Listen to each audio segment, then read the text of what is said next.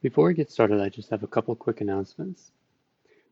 First, a reminder that the Jungian Psychotherapy Program and Jungian Studies Program are 2-year programs in Jungian training, are accepting applications through July 1st. Also, we have our first spring gala on May 22nd. It's going to be a YouTube premiere with live chat, and then after that, there will be a social hour over Zoom, and the link will be in the premiere. The link for the premiere is not quite ready. We're just doing some last minute video editing. Hey, I'm just interrupting myself right here to say it's live now. So the link is in the podcast episode description and also on our website. Finally, we are doing a fundraiser right now. So if you'd like to participate in our fundraiser, which is why we're doing one episode each week, I was busy this week, so it's a little later than last week. But if you'd like to join our spring fundraiser, please do go to jungchicago.org/give. Thanks.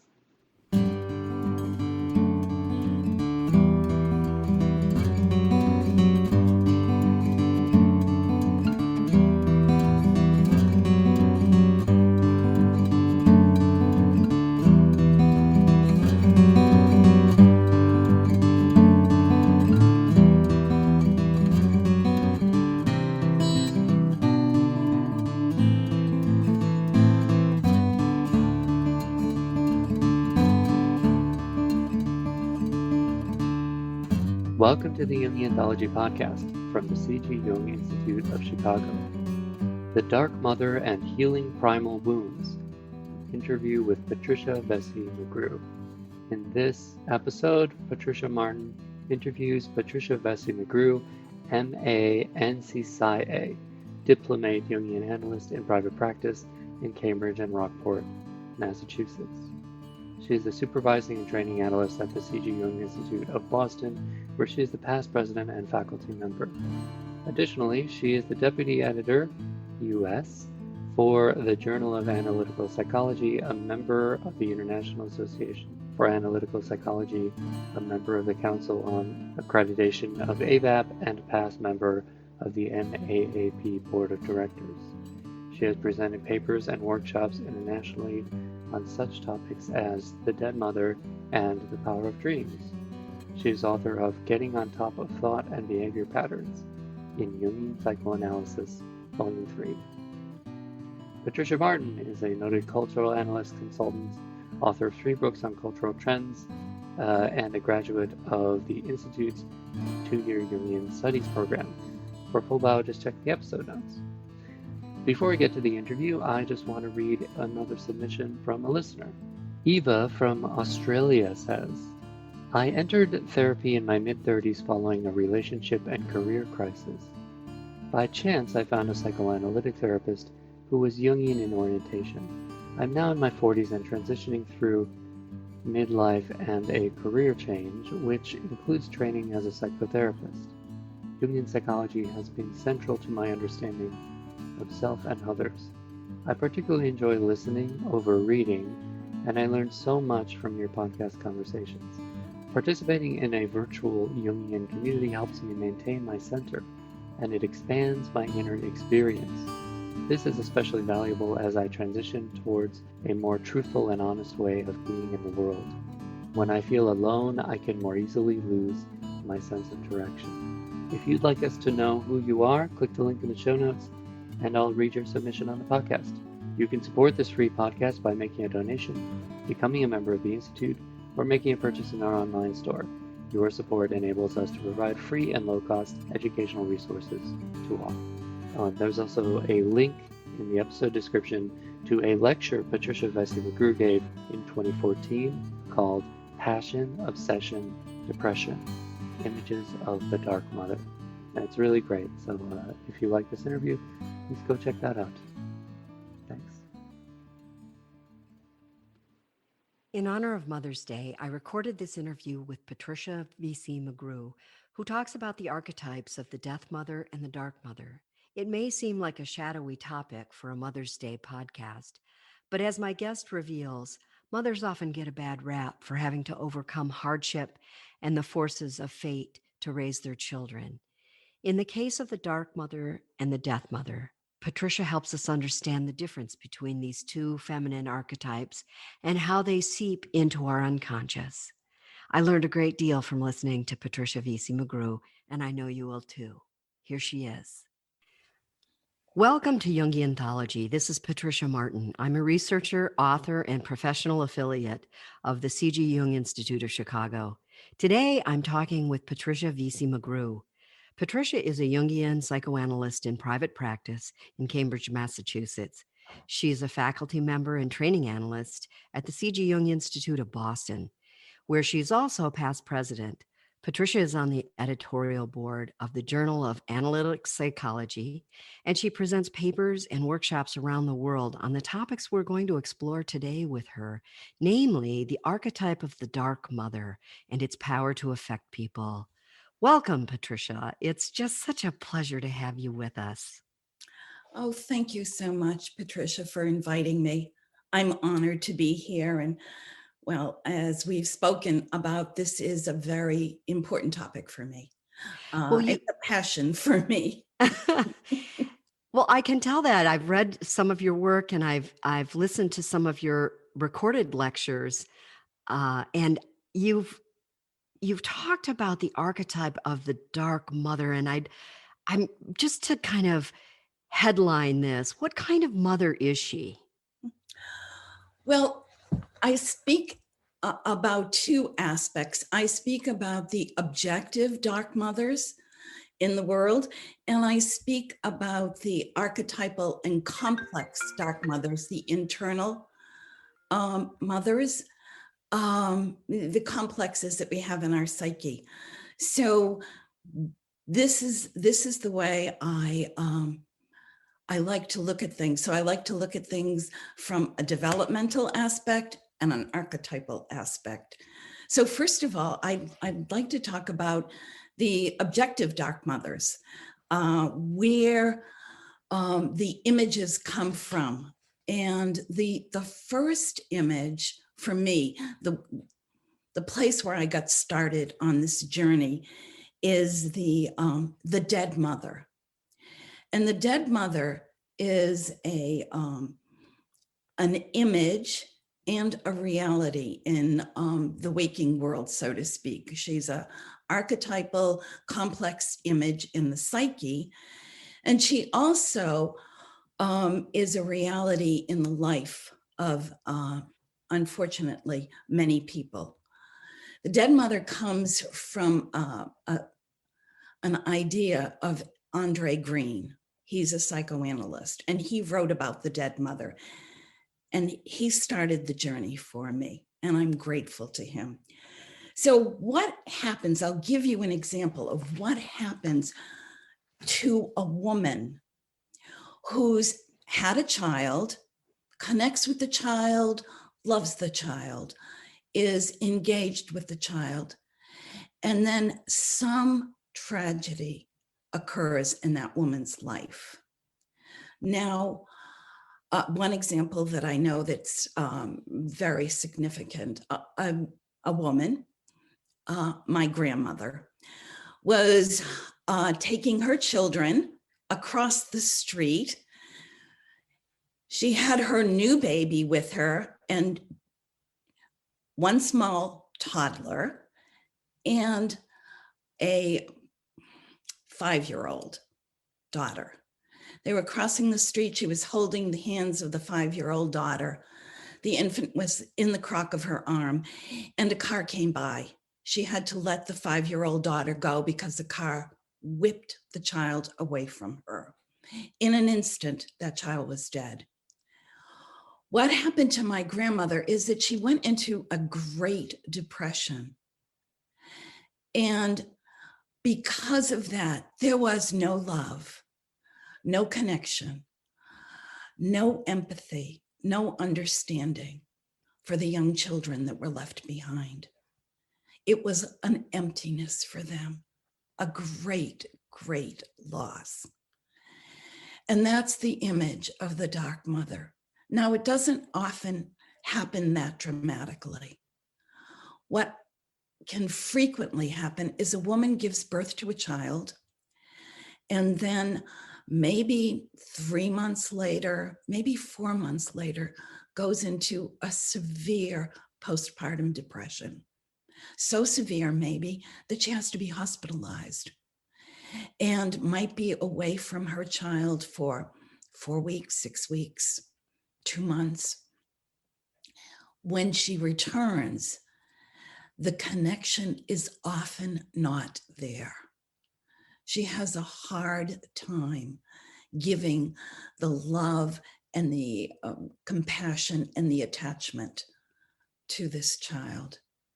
Well, this is interesting to me that you mentioned postpartum depression, because it seems to me that as we become more aware of the problem, which I think everyone would agree is a good thing because women can seek treatment without stigma, it also strikes me that we're seeing more and more women show up and claim that problem. So probably the dark mother in that case is a broader phenomenon than we might have known otherwise. Is that true? It's very true. It's very true. And when I was in Switzerland presenting on the dead mother, a couple of people in the training program there came up to me and talked about their postpartum depression and what happened. And we talked about that very fact, that at this time it's starting to be more acknowledged, and the severity. Women weren't attuned to how severe it could be. And the severity is being acknowledged. We're seeing symptoms, and in doing that, people can use resources to help with the child, with help with their reconnecting with the child. It makes it out in the open, as you said. It's more noticeable. So if mothers frame our early relationship to the world, what effect does the dark mother, death mother, have on her children? Okay. Well, may I just mention 2 other dark mothers before I go into the effects? Oh, sure. Because they're important too. There's a triad here that I use. Because there's a lot of overlap, and I want to talk about that, of the different kinds of dark mothers. So the other dark mother, one of the others, is the vampire mother. And the vampire mother is the woman who uses her offspring to kind of feed her grandiose self. She must be mirrored constantly, according to, whatever needs that she has.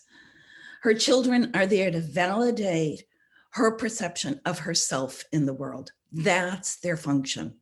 That's their duty. They are food for her distorted self-image. And her passion for mirroring is often experienced as narcissistic rage. If she doesn't get mirrored, she's enraged, and the children suffer from that. The most devastating of dark mothers is the Medea mother. She is the woman who suffers from a severe lack of empathy, an inability to distinguish the other as separate from herself and possessing a separate identity. She experiences her children as self-objects and has great trouble in respecting and tolerating their autonomy. These Medea mothers are prone to rages, and in the background, there's always this anger ready to erupt at the slightest provocation. Very much connected to the vampire narcissistic mother, but with another layer, a total lack of empathy. Total. Well, that would sound like an extreme case. It is an extreme case, but it's out there. And the thing that happens in my work, this is the thing that I notice. There's clearly been a trauma, and someone comes in and there's been a trauma, but they'll say, well, no, I had a fine childhood, no physical abuse, but the trauma is hidden. Mm-hmm. And then when we start to look at what happened, when there's no empathy, Medea killed her 2 sons to get back at her husband. Yes. And when we kill off life, it has such it's called soul murder. Interesting. Jungian calls it soul murder. So that's the effect that it has, that it's killing off the joy in life or the capacity for love. It's a crime. So when people turn to you and they arrive in your office, what kind of symptoms, if they've had a dark mother or a death mother, what kind of symptoms are they usually presenting to you? Well, most of the symptoms have a relational quality to them. Occasionally it's a performance block, but it has to do with oftentimes with attachment issues. They do not have secure attachment capabilities. The other thing that's very prominent when they come in, any kind of joy or passion for life gets cut off. And they feel an emptiness. People with a dead mother complex often have a kind of internal deadness, an internal emptiness. And that's what a dead mother complex looks like in the psyche. It's an emptiness. It's not a negative mother, it's an emptiness. So when we have mothers who are narcissistic and who are sociopathic, we oftentimes end up in ourselves constellating the negative mother. So there's, a mother outside ourselves, but then in our psyches, instead of the positive aspect of the mother complex getting constellated, the negative aspect gets constellated of the mother. So does it often happen that if one has had a dark mother, one has a complex about one's own motherhood? Does it make it more difficult to be a loving, connected mother yourself? Yes, it does. It does. That's it. The thing that happens, may I talk just a little bit about complexes and archetypes? Sure. Yeah. It's my second favorite thing to talk about, complexes. I have to tell you. Let's dive into the complex. We have the objective dark mothers out there, and Jung has his complex system, and originally it was called complex psychology, I think is so brilliant. So we have these splinter psyches in our being, in our psyche. It's and their energy forces that disrupt the ego at times. So at the core of these complexes is an archetypal image. And Jung says it's numinous, and it's the basic structural element of the psyche. It possesses a certain autonomy, and it's a form. It's an empty form which has a possibility of representation. So we have today we're talking about the mother archetype and the mother complex. So every complex is bipolar. So there's a positive mother complex and there's a negative mother complex. And the positive mother complex, well, all the images you see on the Hallmark cards, those are the positive mothers. So we all get those on Mother's Day. Yes, we do. Thank God, right? Right. So there are those positive mother images out there. And there is, Eric Neumann wrote a whole book on the Great Mother. And there's that it's a wonderful archetypal image. What happens if you're in relationship with a dark mother, then oftentimes the negative aspect of the mother complex gets constellated inside of you, so that it's not, I just want to say this because mothers get such a bad rap. The internal negative mother is not connected exclusively with the personal mother, because it's influenced by environmental issues, other attachment figures, and genetic predispositions.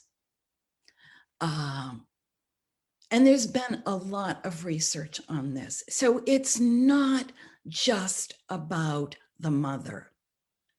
There are many ways that this aspect of the complex inside us gets constellated. And then once it's constellated, it has an energetic vibration and it pulls to itself other accretions. So it can get bigger.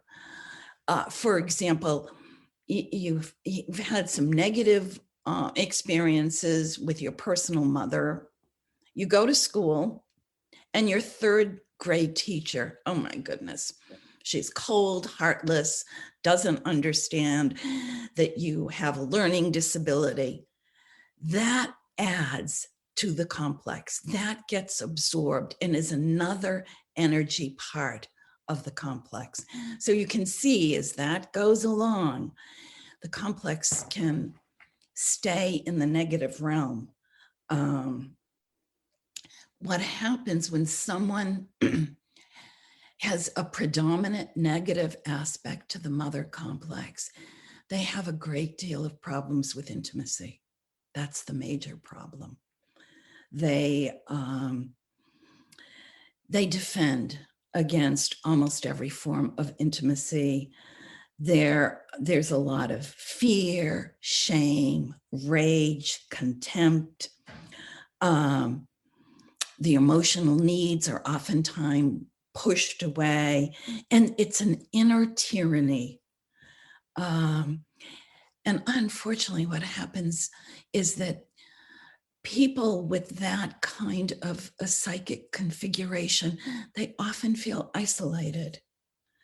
And sometimes that protects against further injury, but then, but mostly the person is dominated by this sad kind of negative attitude towards life, and a lack of attachment with other people.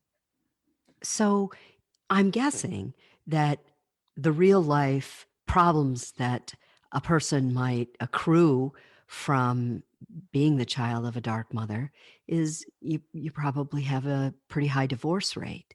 You might be disenfranchised. You might not be talking to your kids for years on end. There might be other schisms that would show up in somebody's life. And someone might seek out treatment for thinking that that's the problem that they're solving for. Is that a fair assessment? That's a good assessment. What happens is it comes out in many, many different forms. someone might come in and say to me, my kids only love me for my money. That's all they want from me. There's such a rift. There's almost no way to understand what is going on because this woman, this man, was so deprived of compassion and intimacy that they can't imagine someone could possibly love them because they can't feel the love. And that's part of the problem. There's a kind of defensiveness and a kind of thick wall that prevents them. That's what the negative mother complex does. And that's what hidden trauma does.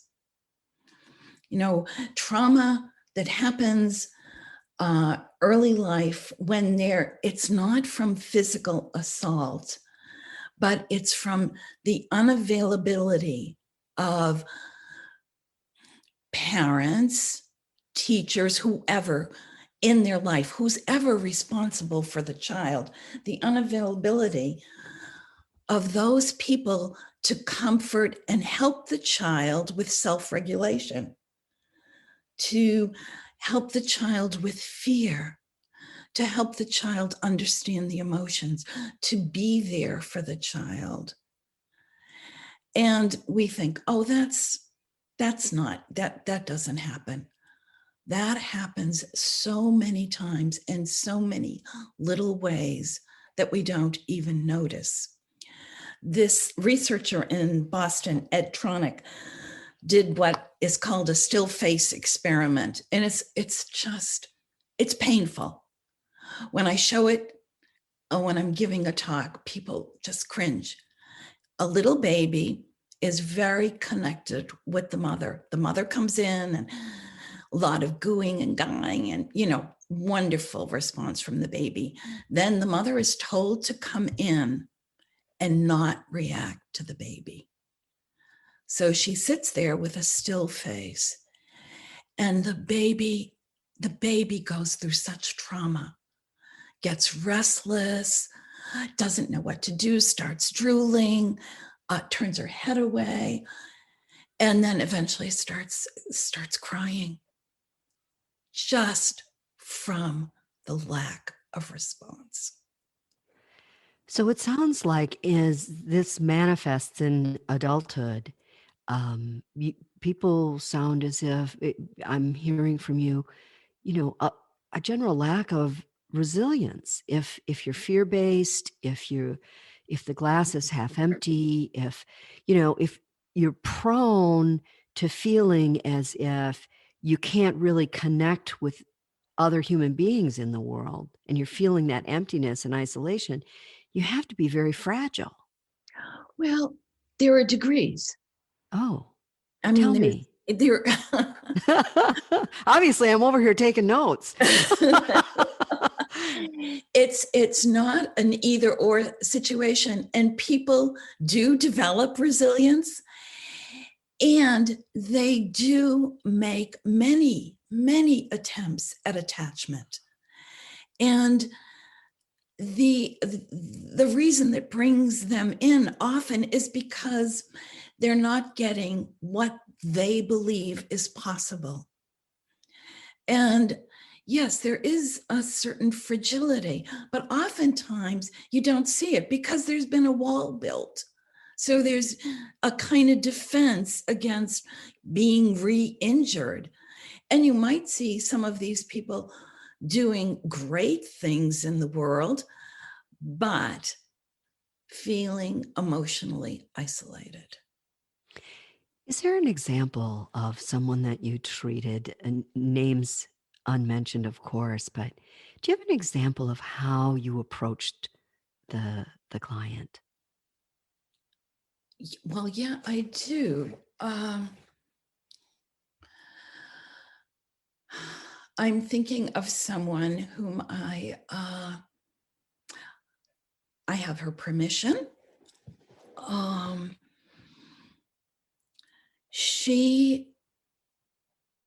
her mother told her as a child, she was so rejected by her mother because, I'll start from the beginning. She was rejected by her mother because she was not the little girl her mother wanted. Her mother wanted a little girl who was going to be a debutante. This woman had multiple learning disabilities, and she was of a certain age where those were not diagnosed. So she was constantly told she was stupid. Oh. She was not an extrovert in an extroverted world. She was an introvert. She wanted to, she used to take refuge in a forsythia bush on her property in an attempt to get away from her mother's criticism. And that bush was her temenos. It was her sacred place. Her mother would say things to her like, I am going to have you get a lobotomy. Wow. So she would wake up in the morning fearful of drinking her orange juice that her mother could have put a sedative in it and was going to take her to be lobotomized. Her mother told her that people would only love her for her money. She came from a very wealthy family. We have worked for a long time. She's also an incredibly spiritual person, and that's what her calling has been in life. I'm not going to tell you her profession, but very deeply spiritual. And we have worked together. We have recognized what happened. We have been able to look at the harm it caused. Her mother eventually cut her totally off. I can say this, she decided to join a Catholic convent. And her mother told her she'd rather her be a prostitute than to be a Catholic nun. So she disinherited her and would not even speak to her on her deathbed. Oh my. Yeah, is it really? But what we ended up doing is working with the self-hatred that went along with this. She assumed there was something radically wrong with her. And we kept looking at her gifts. We kept working on relationship in our relationship, looking at how we could connect and it could be safe. And there could be nurturance outside and nurturance inside. There were many, chutes and ladders, so to speak, that game.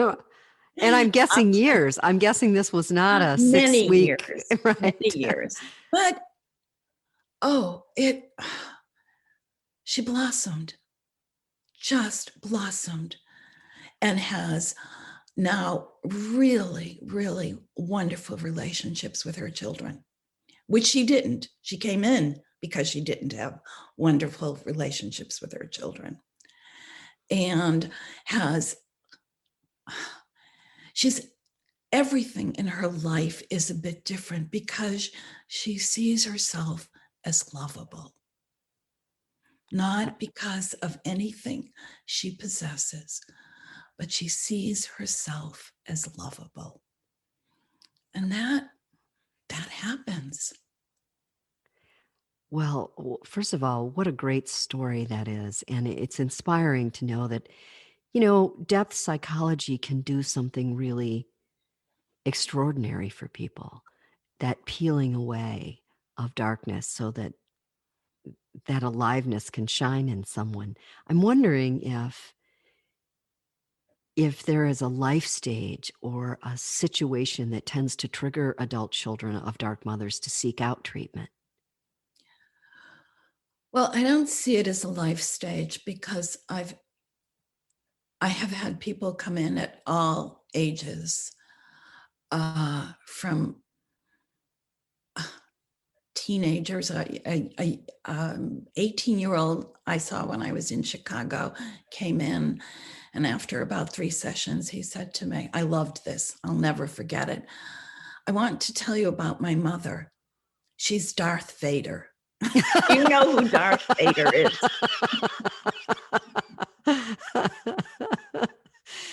Well, he had a handle on it at least, right? Wow. And our work began then. And so what happens is it usually is a relational issue. There's a breakup in a marriage. There's a problem with children. One feels, somebody I work with, when I began working with this man, felt totally isolated, totally alone, friendless, bereft. And not that he hadn't had relationships, and he had been married, but he didn't feel connected with people. And,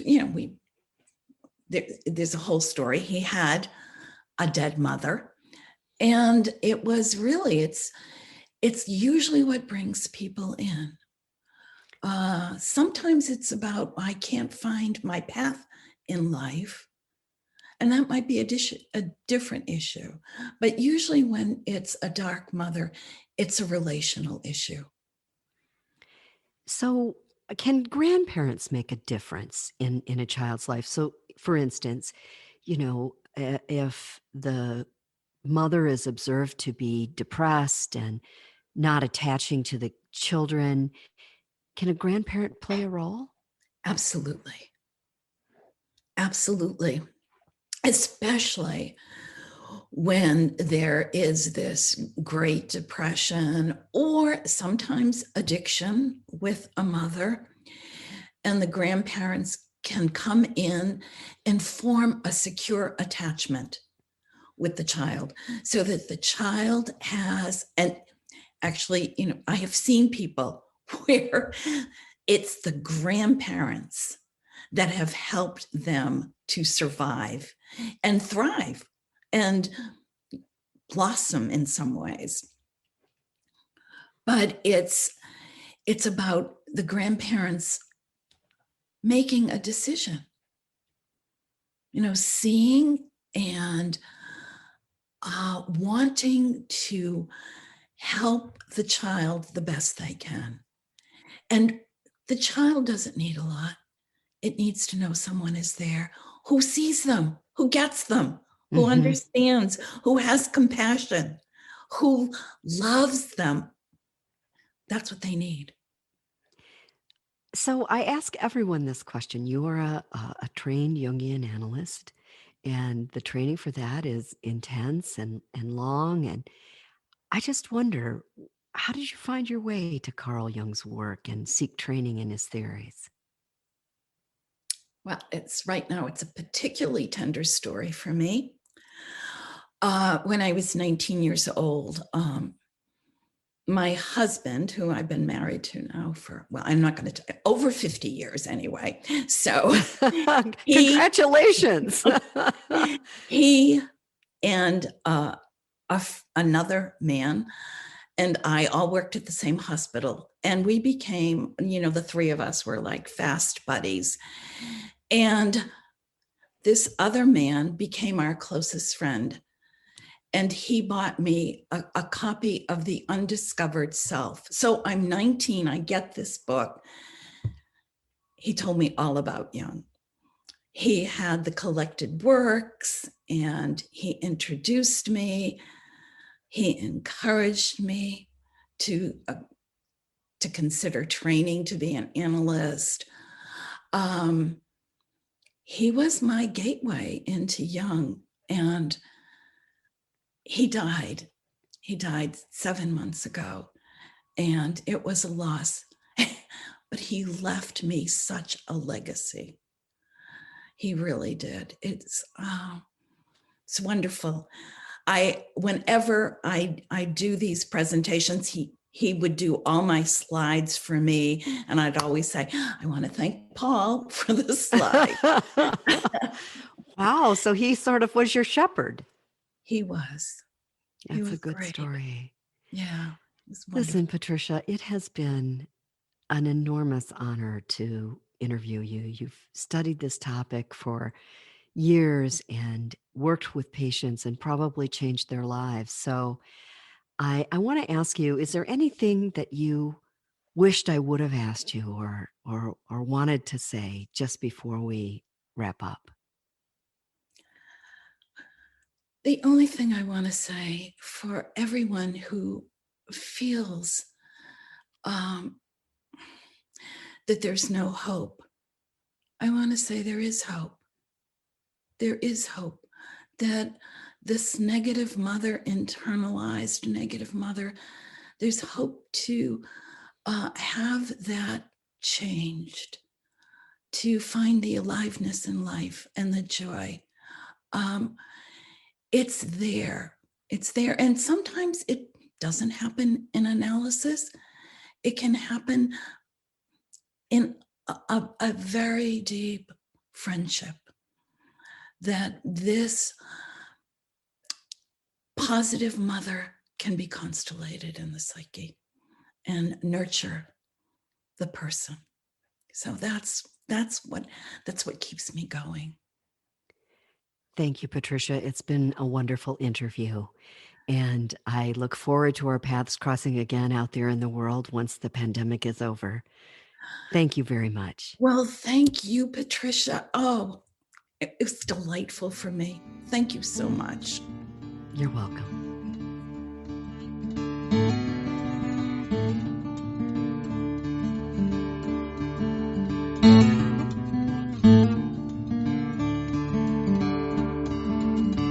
This podcast is distributed under a Creative Commons Attribution, Non-Commercial, No Derivatives license. Share it all you like as long as you maintain the attribution to the speaker, but please do not change it or sell it. If you like this episode, tell your friends about us or leave us a review on iTunes. For more information about classes, training programs, videos, audio, this podcast, or to find a Jungian analyst near you, visit our website, www.jungchicago.org. Thank you to the 2020 donors who gave at the supporting member level and above: Barbara Anand, Usha and Ashok Beatty, Jackie K. Bryan, Eric Cooper, Judith Cooper, Kevin Davis, George J. Didier, James Fidelibus, John Korolewski, Marty Manning, Diane Sherwood, Deborah P. Stutzman, Deborah Tobin, Alexander Wayne and Lynn Comp, Gerald Weiner, Karen West, and James Taylor, and Ellen Young. And thank you to everybody else who gave at that level but wishes to remain anonymous.